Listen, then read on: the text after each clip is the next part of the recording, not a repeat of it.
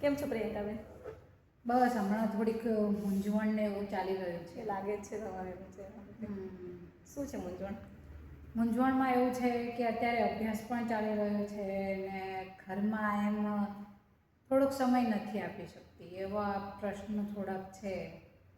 એ વાત સાચી કે લગ્ન જીવન પછી બે જવાબદારી આવી છે. હા. કે અભ્યાસ જ્યારે લગ્ન ન કરતા ત્યારે આપણે એવું લાગે કે ભાઈ ભણવાનું જ છે બસ, અને ઘરમાં કામ કરો નહીં કરો તો પણ ચાલી જાય. તો ચાલે. પણ લગ્ન જીવન પછી એવું લાગે કે ઘર પણ સાચવવું એ પણ જવાબદારી છે, અને ભણવું પડતું મૂકવું એ પણ આપણને યોગ્ય નથી લાગતું. તો તમે એમાં જ અટવાયા છો કે ઘર અને અભ્યાસ બંને કેવી રીતે સાચવવા. હા, એ જ છે અત્યારે તો. બરાબર ને? હા. તો એના પહેલાં તો જરૂરી એ છે કે ભાઈ આપણે પ્રાયોરિટી કોને પહેલાં આપીએ.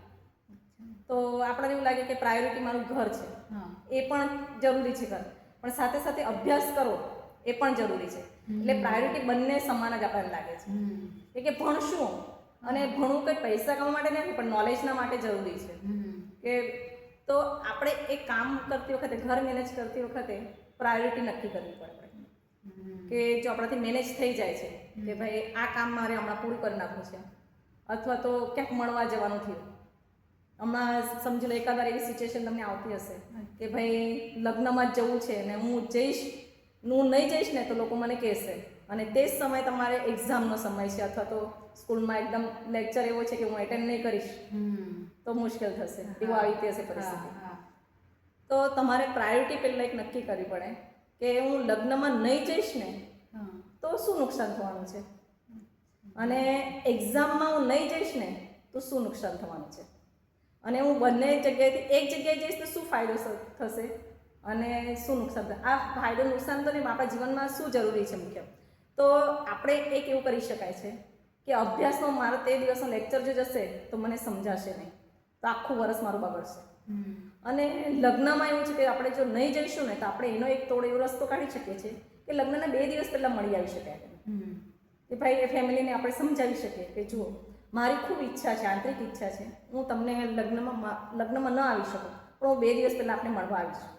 અને એમને સાથે એવી આત્મીયતા હશે તો એ સમજી પણ શકશે તમારી પરિસ્થિતિ. તો લગ્નના 2 દિવસ પહેલાં મળી આવો, અથવા તો લગ્ન પછી 2 દિવસ પહેલાં એમને એમ કમિટમેન્ટ આપો કે હું લગ્નના 2 દિવસ પછી ચોક્કસ તમને મળવા આવીશ, પણ આ લગ્નના દિવસે મારે એક્ઝામનું ડિટેલ આઈએમપી જે છે અમને સમજાવવાના છે, તો તમે એમને કહી શકો છો અને તમને ચોક્કસ એ રીતે સમજશે. પછી અભ્યાસમાં ઘણા ખરા એવું થાય છે કે વર્કલોડ પણ આવી જતો હશે કે ભાઈ ભણવાનું છે અને હમણાં આખી રાત આજે વાંચીશ તો મારો અભ્યાસ થશે. ત્યારે કામનું તો એ જ કે તમારે પહેલાં પ્રાયોરિટી નક્કી કરવાની કે ભાઈ મારે હમણાં આજે હું લેક્ચર નહીં એટેન્ડ કરીશ, આજે ભણીશ એના પહેલાંથી શરૂઆત કરવાની કે હું ટાઈમ 24 કલાકનો છે તો ટાઈમ કેવી રીતે મેનેજ કરું, તો કે મારી 8 કલાકની ઊંઘ જરૂર છે, 8 કલાકનું કામ કેવી રીતે પતી શકે, મારો અભ્યાસ કેવી રીતે, તો ટાઈમને એક શેડ્યુલ બનાવી દેવાનું કે મારે 1 કલાકમાં આ કામ કરી જ લેવાનું. તો થોડુંક કામમાં એક જશે ભાઈ આપણે પહેલાં લીધા જ હોય જ્યારે લગ્ન જેમ પહેલાં કેવું હોય કે આરામથી ચાલતું હોય તો થોડું ફાસ્ટ કામ થઈ જાય, 1.5-2 કલાકમાં કામ પતી જાય. પછી અભ્યાસને થોડો ટાઈમ ફાળવી શકીએ તો તેવી રીતે મેનેજ કરી શકો. પછી રસોઈનું છે તો આપણે પહેલાં બહુ બધી વેરાયટીઝ બનાવતો હોય તો તે સમયે ચાલો ભાઈ આજે મને કામ નથી તો શાક રોટલી થોડી બનાવી દીધી અને એડજસ્ટ કરી દીધું. તો આવી રીતે તમે ટાઈમ મેનેજ કરી શકો છો.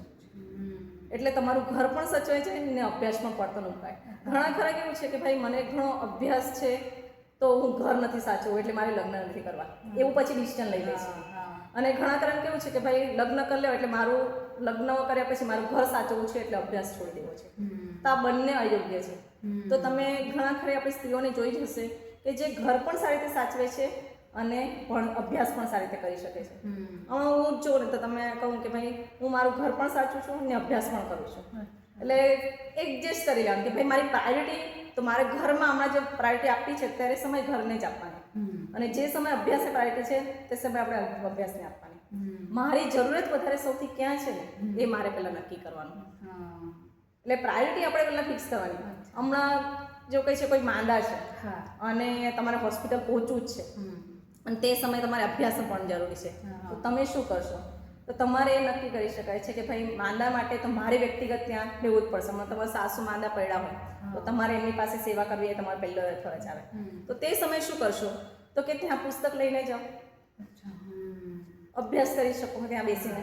એટલે તમારો એ સ્ટડી થઈ જાય ને જો તમારે તે દિવસનો ક્લાસ મિસ થયો તો તમે એમને ફોન કરીને પૂછી શકો કે હું આવી પરિસ્થિતિમાં છું તો મને તમે સમજાવી શકો તો તમારા ફ્રેન્ડ્સ તમને સમજાવી શકે એટલે તમારું જે કર્તવ્ય હતું એટલે એ પણ થઈ ગયું અને તમારો અભ્યાસ પણ ના બગડ્યો તો લગ્ન થયા પછી અભ્યાસ મૂકી દો એ પણ અયોગ્ય છે એટલે તમે આવી રીતે ભણી પણ શકો છો અને સારી રીતે આગળ વધી શકો છો એટલે લગ્ન જીવનને અને ભણતરને એજ્યુકેશનને વિદ્યાર્થી જીવન કેવી રીતે મેનેજ કરવું એ આપણા હાથમાં છે એટલે બંને એમ કહે ને કે એમ કહે ને તાર પર ચાલવાની કસરત જેવું છે પણ ચોક્કસ આપણે સફળ થઈ શકીએ છીએ જો મેનેજ કરી શકીએ તો હમણાં મુશ્કેલી આવશે ખરી તમને મુશ્કેલી મારા ક્યારેક ક્યારેક એવું થાય કે મેનેજ નથી થતા એટલે જેમ કે મારે અભ્યાસક્રમમાંથી વિડીયો ને એવું બનાવવાનું હોય છે તો હું કારણ કે પછી મારે ઘરે જઈને 1 વાગ્યા પછી હું જમવાનું ને એવું બનાવું એટલે પછી અમુક વખતે મેનેજ નથી થતું આ બધું એટલે પછી એના કારણે મારો અભ્યાસક્રમમાં થોડો